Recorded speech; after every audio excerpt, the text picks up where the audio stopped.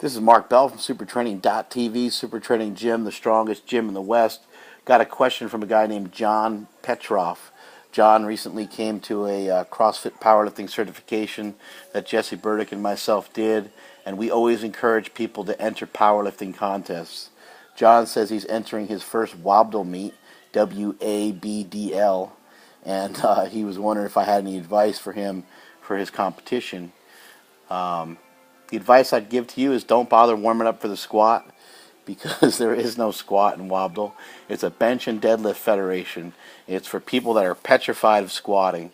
So while that is an excellent organization and I support any powerlifting federation because I believe that any powerlifting is better than no powerlifting at all, I would get yourself the hell out of that federation as quick as possible and get around people who are less frightened to squat.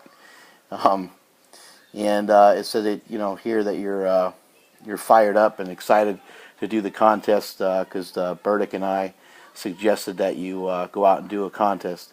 I think that's great that you're going to do a meet, and I advise everyone else out there, challenge yourself. Go out and throw down some money for a powerlifting meet that you hear about. That's 2 or 3 months from now. You can look it up on powerliftingwatch.com. Has a lot of information on some meets that are coming up. Sign that check, send your check in, send your entries in, send them in early, and make yourself accountable for doing that contest.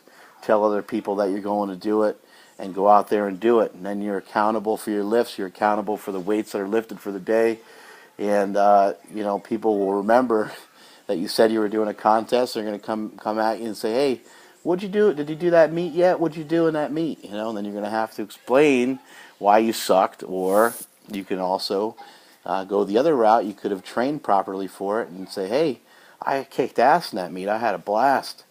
So just always remember that things aren't fun unless you're kicking ass.